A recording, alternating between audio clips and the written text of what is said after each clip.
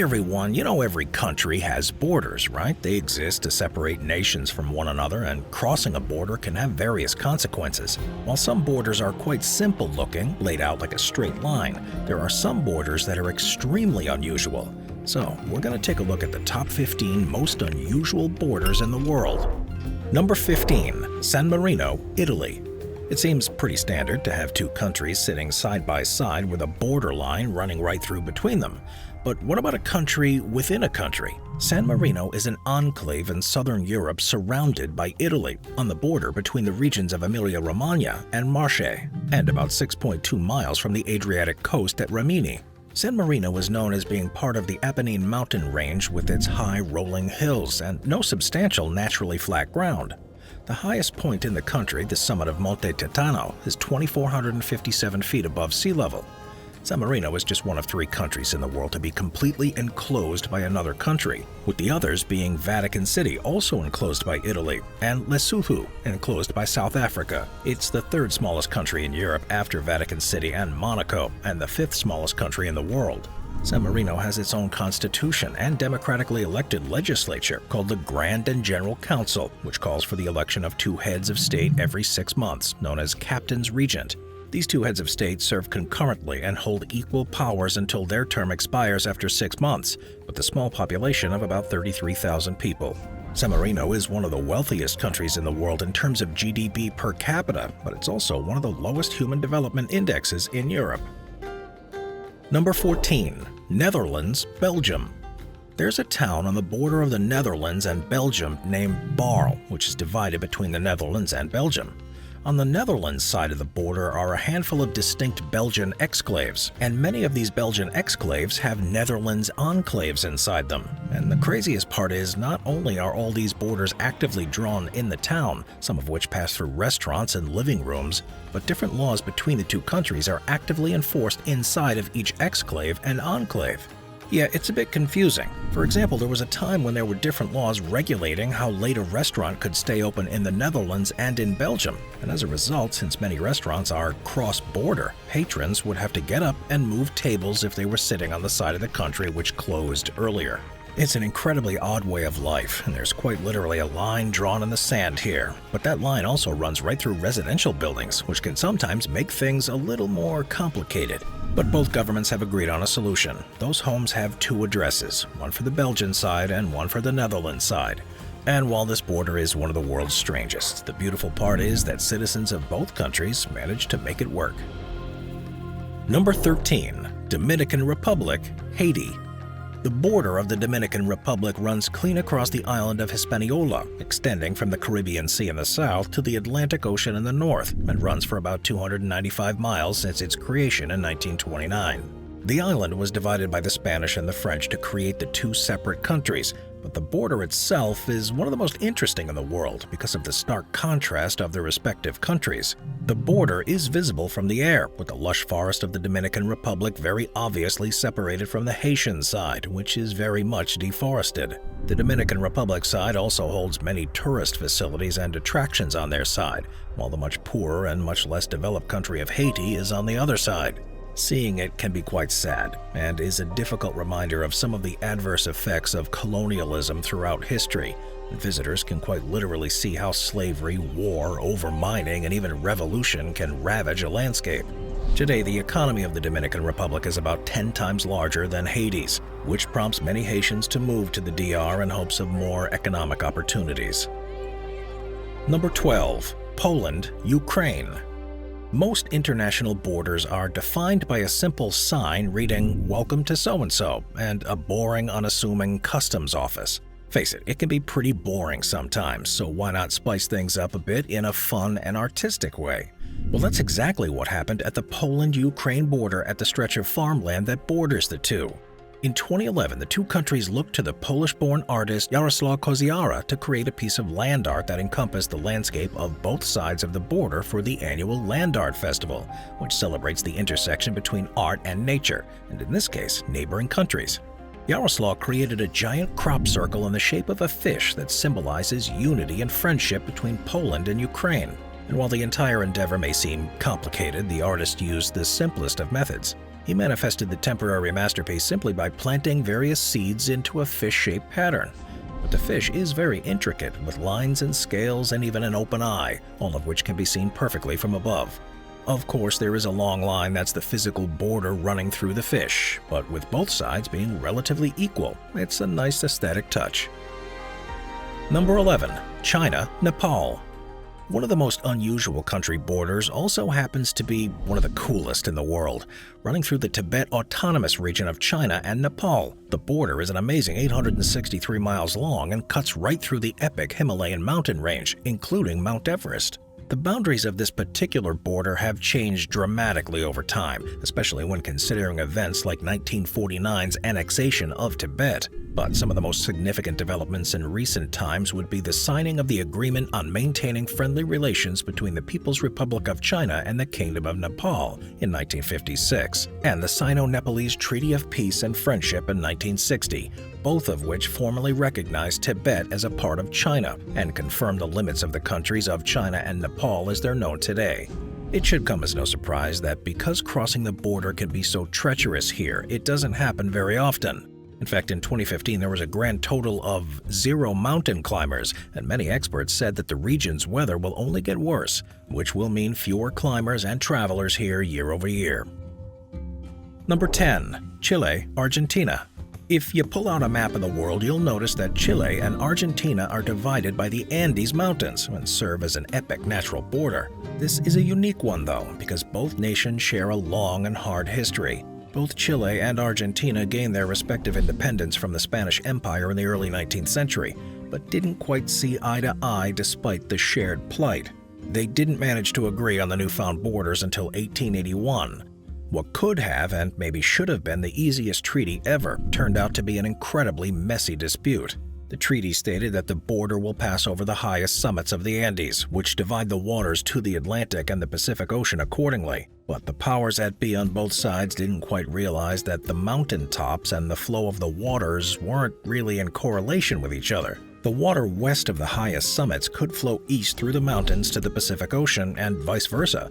Argentina ended up claiming that the border is passing through the peaks of the Andes, while Chile, of course, was claiming that the border is passing according to the division of waters, with each claim awarding their respective country more land than the other.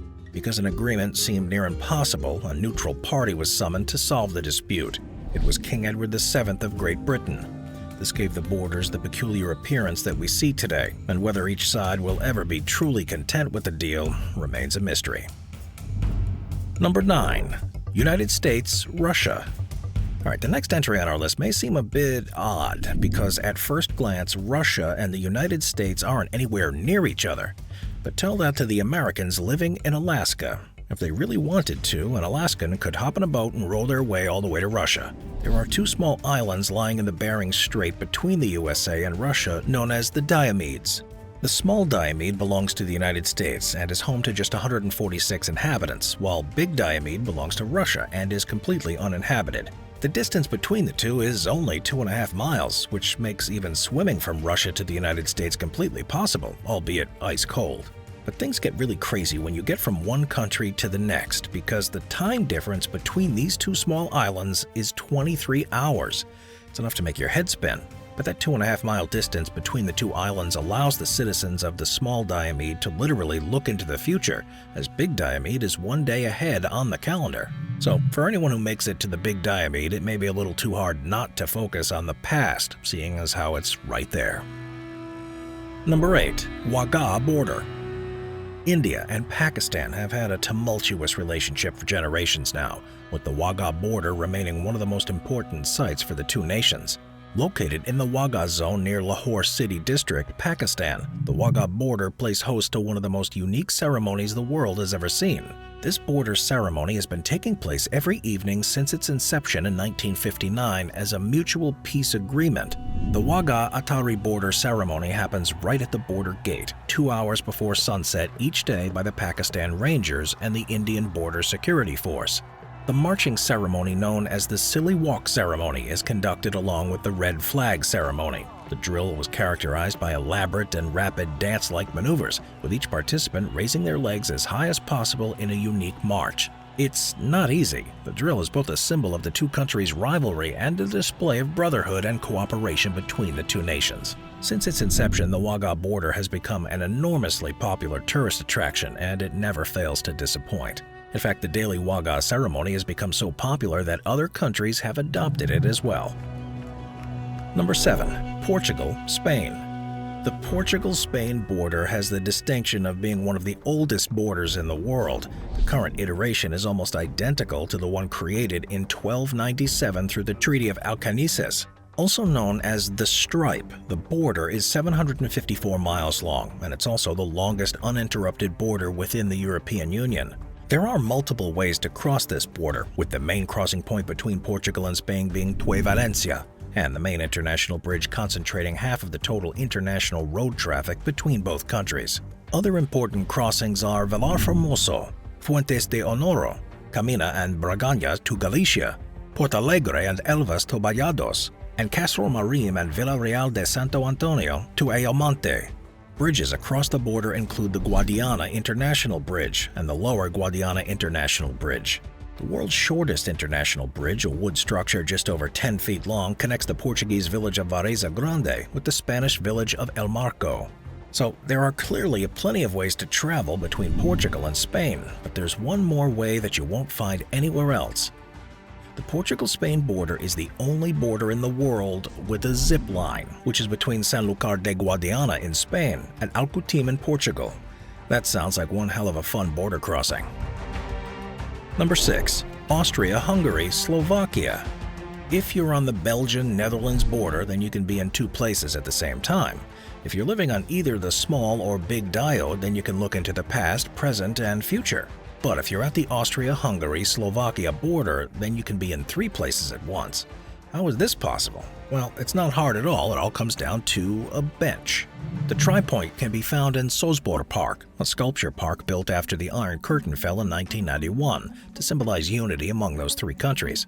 All of the park's sculptures were created by international artists and incorporated a triangular shape to represent each of the three nations. Yes, this triangular bench may not seem like much, but things like rivers and walls remind us of what divides nations, what keeps us apart.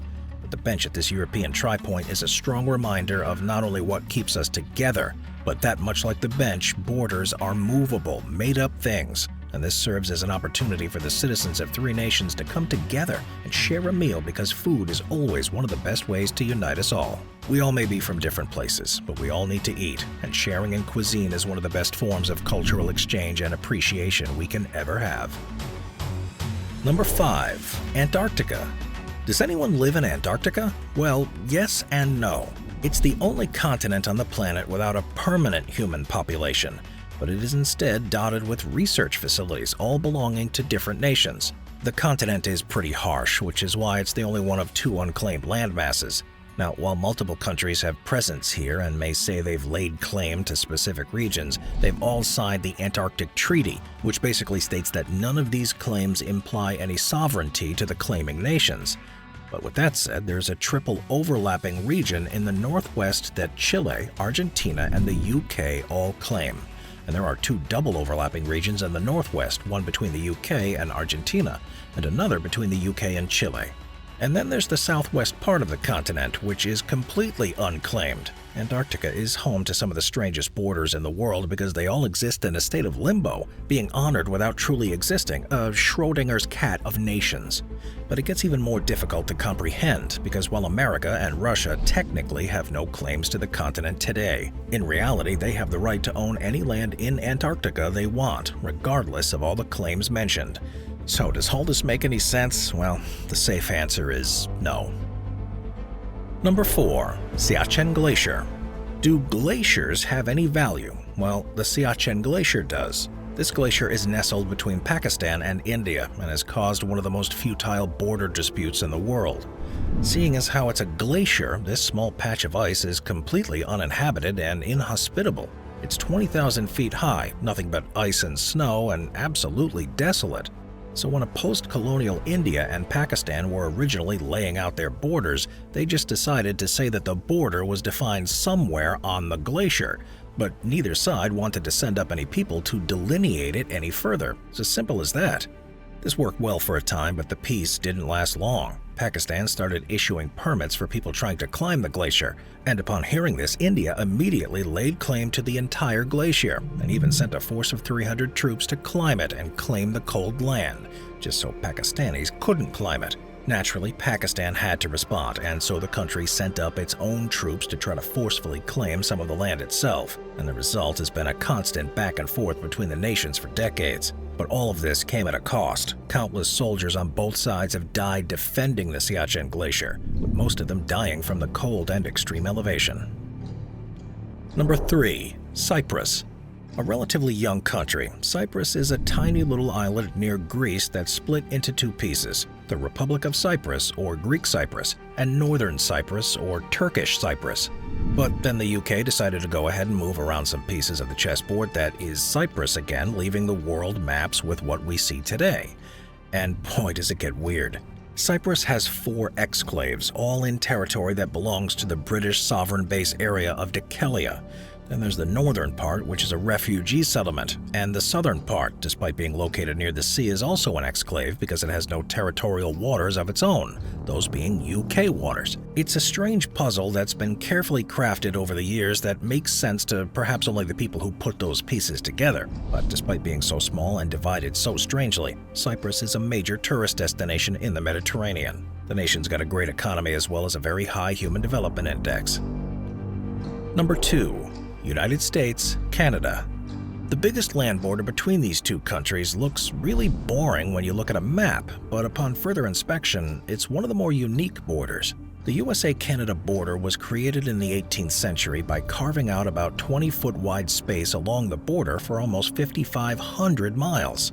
Well, the border that passes entirely through dense forests looks like a straight line on the map, but it's anything but. If it were just a straight line, it would probably be the longest stretch of deforested land in the world by far. So, what's the story?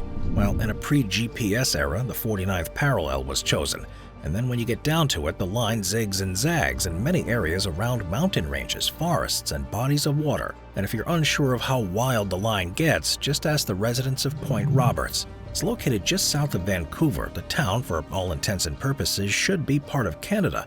But the town only remained a part of the US because the negotiators couldn't see it on the map. No one knew about it. Well, today Point Roberts is completely isolated from the rest of the United States. The interesting part is that it only has an elementary school, so high school students that want to study in the US have to cross the borders 4 times a day to get to their high school. Number 1. Lesotho-South Africa. Another country within a country, the area known as Lesotho is completely surrounded by South Africa. Once a British protectorate, Lesotho was annexed to the Cape Colony in 1871, but became separate again as a crown colony in 1884. But when the Union of South Africa was formed in 1910, there were moves by the United Kingdom to include Lesotho. However, in October of 1966, they gained full independence, but being so small and landlocked proved to be incredibly difficult for the newfound nation, and so much of their economic and political success was dependent on the surrounding South Africa. The country's history is both difficult and bloody, with many of the citizens having lived through fixed elections, military mutinies, and even military interventions from their neighbors. Today, Lesotho has a population of just over 2 million people and is one of 3 remaining monarchies left on the African continent. I'll see you next time. Watch our binge-watching playlist if you'd like to watch all of our most popular top 15 videos. Grab a drink, grab a snack, and get ready to binge.